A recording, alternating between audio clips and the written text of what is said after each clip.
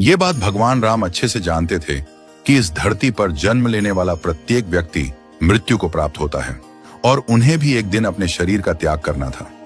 लेकिन जब भी धर्मराज यमराज भगवान राम को उनके शेष समय के बारे में सूचित करने का प्रयास करते, राम भक्त हनुमान उन्हें आने से रोक देते थे, क्योंकि उनका भगवान राम के प्रति अत्यधिक मोह था।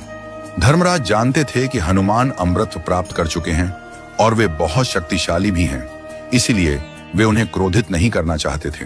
लेकिन भगवान राम को पता था कि धरती पर जीवन लेने वाला हर एक को मृत्यु का सामना करना पड़ता है। वे जानते थे कि उनके प्रिय हनुमान उन्हें बचाने की कोशिश कर रहे हैं, लेकिन उन्होंने इस सत्य को स्वीकार कर लिया था कि उन्हें एक दिन मृत्यु को अपनाना होगा। भगवान राम हनुमान के होते हुए भी मृत्यु प्राप्त नहीं कर सकते थे। एक दिन हनुमान जी महल से बाहर बगीचे में घूमने गए थे। इसी दौरान राम जी ने अपनी अंगुली से एक अंगूठी निकाली और उसके साथ खेलते खेलते उन्होंने अंगूठी को जमीन पर पड़ी एक दरार में गिरा दिया। जब हनुमान टहलने के बाद महल में लौटे, तब भगवान राम ने उनसे कहा, हे बलि, मेरी एक अंगूठी खो गई है, क्या तुम उसे ढूंढने में मेरी सहायता करोगे? हनुमान जी ने सहमति में सिर हिलाया और अपने शरीर को छोटा करने लगे।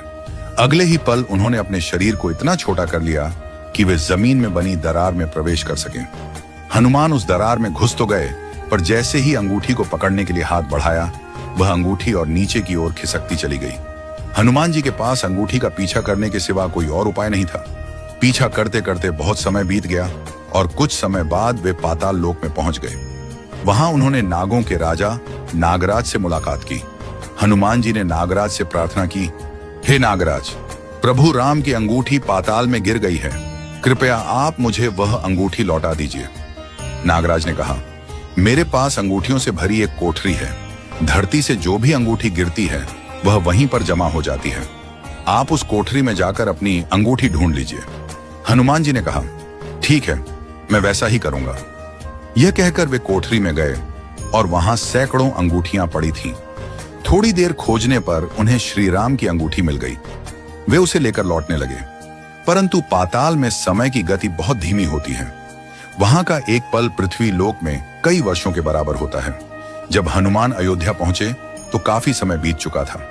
इस दौरान भगवान राम अपने नश्वर शरीर को छोड़ चुके थे। हनुमान जी अपने प्रभु राम से अंतिम बार मिल नहीं पाए, यह सोचकर वे व्याकुल हो गए। उन्हें गहरा दुख हुआ। शायद भगवान राम जानते थे कि हनुमान उनके बिछोह को सहन नहीं कर पाएंगे, इसीलिए उन्होंने उन्हें पाताल लोक भेज दिया था।